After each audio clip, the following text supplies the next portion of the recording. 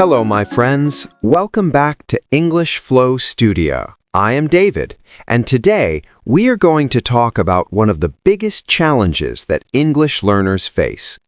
Maybe this has happened to you.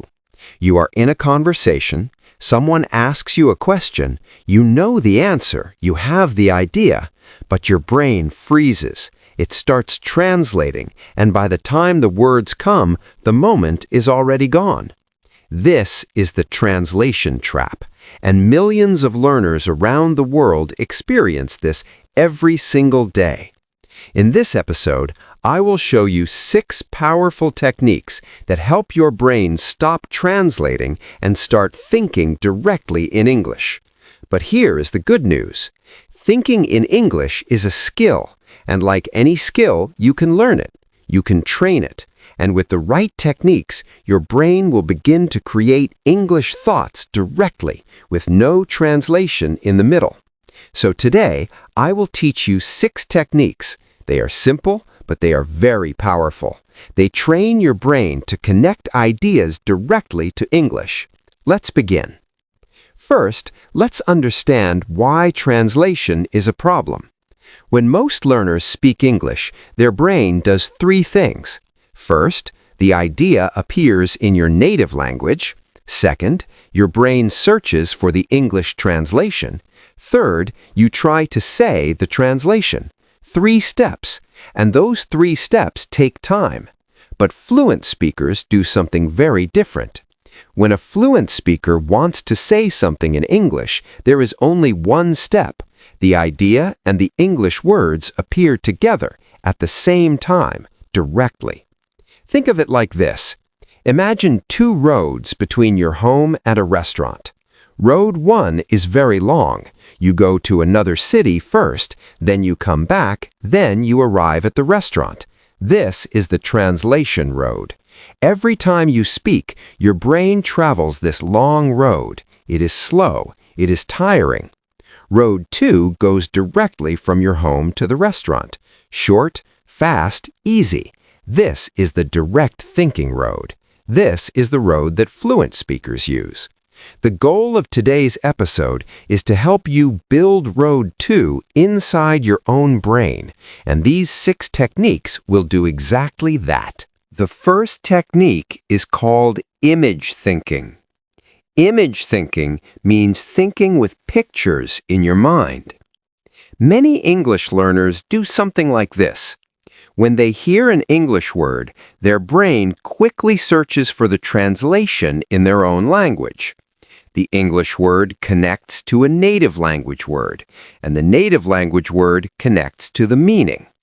But fluent speakers do something different. When they hear an English word, their brain connects directly to a picture, directly to a feeling, directly to a meaning. For example, imagine you hear the word apple. A fluent speaker does not see a translation. They see a picture. Maybe a red apple, round, shiny, sweet. Maybe they imagine biting it and tasting something fresh. The word connects directly to the image. Now, let me show you a simple example with the word rain. Do not translate it. Instead, imagine a scene. You are outside, the sky is gray, water is falling from the clouds. You hear the sound of drops hitting the ground. Tap, tap, tap. You feel the cold on your skin. That is rain. Now your brain understands the word through the image, not through translation. So here's a simple exercise you can try. When you learn a new English word, do not write the translation first. Instead, do 3 things. First, imagine the object or the situation clearly in your mind. Second, describe the picture in simple English. For example, an apple is a fruit. It is round. It is sweet. Third, repeat the word while imagining the picture. Each time you say the word, see the image in your mind. Slowly, your brain begins to build a direct connection. At the beginning, it might feel a little difficult, but with practice, it will get easier and easier. Let's try it together now. I will say a word. Close your eyes. Build the picture. The word is ocean. Can you see it? The blue water, the waves? Good. That is image thinking. All right, now we move on to the second technique. This is called situation simulation. Simulation means imagining a real situation in your mind. You create a small scene in your imagination. It is like making a small movie inside your head. In this movie, you imagine a place, you imagine people, and you imagine what you would say in that situation. Many learners study grammar rules, they study tenses, they study vocabulary lists. That is not bad, but sometimes the brain only knows English as information. It does not know English as real communication. Situation simulation helps change this. Your brain begins to practice English inside real-life situations. Let me give you an example. Imagine you walk into a cafe. Close your eyes for a moment. Imagine the scene. You open the door. You can smell fresh coffee in the air. You hear the sound of cups and soft music. You walk to the counter. There is a person standing there. Now ask yourself in English, what would I say? Maybe you say, "Hi, can I get a coffee, please?" Or maybe, "Hello, could I have a latte?" You are not translating from your language. You are thinking directly inside the situation. This is the key idea. Your brain learns that English is not only grammar in a book. English is something we use to do real things. We use English to order food. We use English to ask for help. We use English to talk to people. So choose one simple situation today. Maybe a shop, maybe a bus stop, maybe a doctor's office. Close your eyes for 2 minutes. Imagine the place, imagine the people, and ask yourself one simple question in English. What would I say here? This small exercise can slowly train your brain to think in English more naturally. Again, at the beginning, it might be a little difficult, but with practice, it will definitely get easier. All right, the third technique is very simple. It is called micro-description. Micro means very small, and description means explaining something. So micro-description means very small descriptions of the world around you. During the day, choose random objects and describe them in English. Very simply, no pressure. For example, imagine you are holding your phone. You might think, "This is my phone. It is black. It is smooth. I use it every day." Or imagine you are looking at a cup. You think, "This cup is white. It has coffee inside. The coffee smells strong." Or you look outside the window. You think, "The sky is blue today. I can see some clouds. It looks like a nice day." These are small thoughts, but they train your brain in a very important way. Your brain learns that English is not only for studying. English is for seeing the world. English is for describing your life. And slowly, without you even noticing, your mind becomes comfortable thinking in English. English begins to feel like your natural inner voice. Try this right now. Look around you. Pick one object near you. Describe it in English. Just 2 or 3 simple sentences. Go. All right, the fourth technique is called the emotion labeling technique. Labeling means naming something. So emotion labeling means naming your feelings in English. During the day, you often feel something. Maybe you feel tired. Maybe you feel excited. Maybe you feel a little nervous. Instead of thinking the emotion in your own language, label it in English, out loud if possible, or just quietly in your mind. For example, You wake up and feel heavy and slow. You say to yourself, I feel tired this morning. You receive good news. You think, I feel excited about this. Someone asks you to speak in front of people. Your heart beats fast. You say, I feel a little nervous right now, but that is okay. I can do this. This may seem like a very small thing, but emotions are very strong mental signals. They are everywhere. They happen all day long. When you connect emotions with English words, your brain begins to use English in a very deep way. It begins to feel English, not just know English.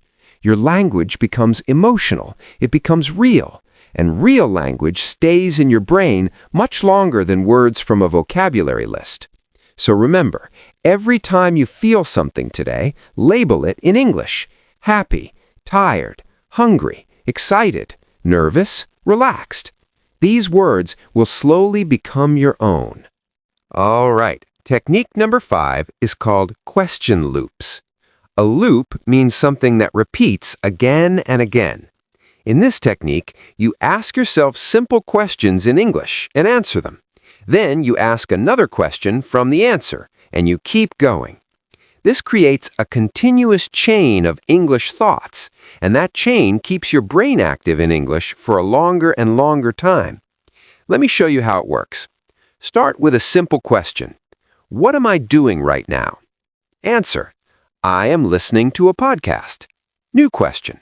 Why am I listening? Answer. Because I want to improve my English. New question. How can this help me? Answer. I can learn new ways to think in English.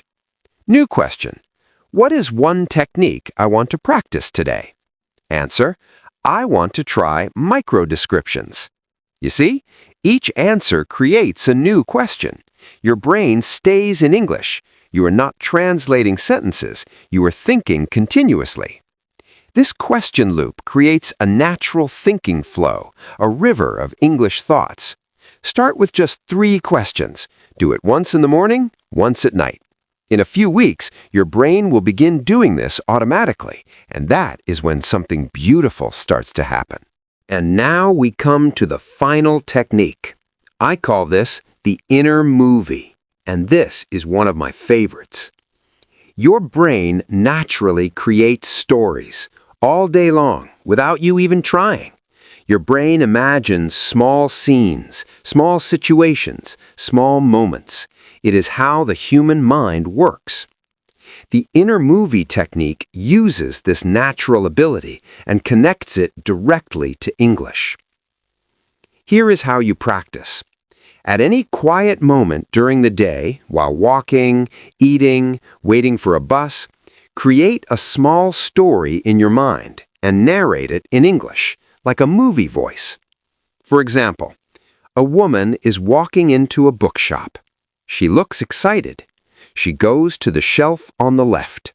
She finds a book with a red cover. She opens the first page. She begins to read. You are not translating. You are narrating. You are the storyteller of an English movie playing inside your head. This technique is powerful because stories activate many parts of your brain at the same time: memory, emotion, and imagination. And when English enters all of these systems together, something amazing happens. English begins to feel natural, easy, like something that belongs to you. You can make inner movies about anything: a stranger you saw on the street, your morning routine, a memory from your childhood, a dream you had last night. The story can be one sentence, or it can be 5 minutes long. There is no rule. Just narrate. In English, simply and freely. Let me show you. Here is my inner movie right now. A man is sitting at a microphone. He is talking to people all around the world. He hopes his words help someone today. He feels grateful. Simple, real, English. Now let's talk about how to make these techniques part of your daily life. Because a technique practiced once will not change your brain, but a technique practiced every day, That will change everything.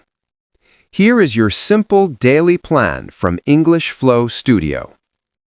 Morning, 3 to 5 minutes.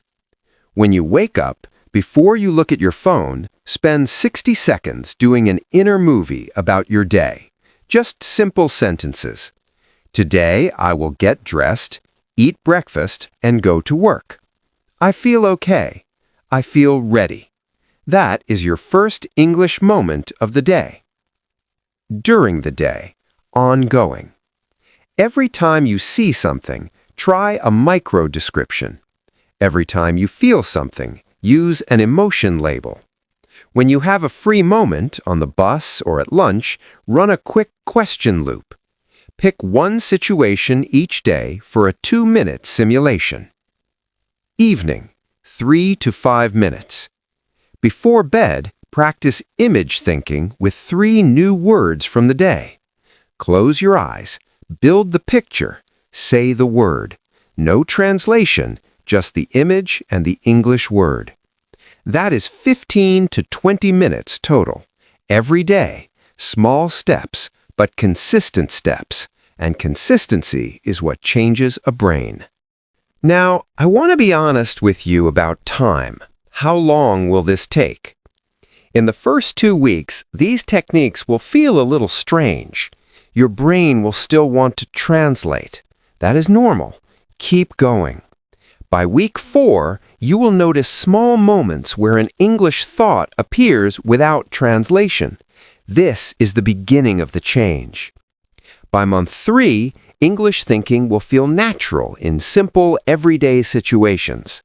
By month 6 to 12, with daily practice, English will begin to feel like a second inner voice.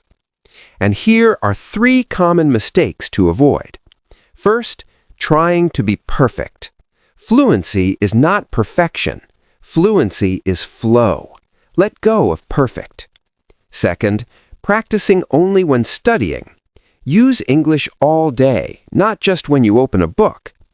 Third, stopping when you don't know a word. When you don't know a word, describe it in simple English. Keep talking, keep thinking, never stop. Okay, so today we explored 6 techniques that help your brain think in English directly. We talked about image thinking, situation simulation, micro descriptions, emotion labeling, question loops, and the inner movie technique. Each of these methods trains your brain in a different way, but they all do one important thing. They remove the translation step. They help your brain connect ideas directly to English. And when that happens, something amazing begins. English stops feeling like a school subject. It starts feeling like a natural way to think. And that, my friend, is the moment when real fluency begins. Now, here is your challenge. Choose just one technique from today. Practice it every single day for the next 7 days. Then come back and write in the comments, which technique did you choose? And did you notice any change? I read every comment, every single one, because you are the reason English Flow Studio exists. Thank you so much for listening to another episode. If you enjoyed this episode, try one of these techniques today. You don't need 1 hour. Even 5 minutes of thinking in English can slowly change your brain.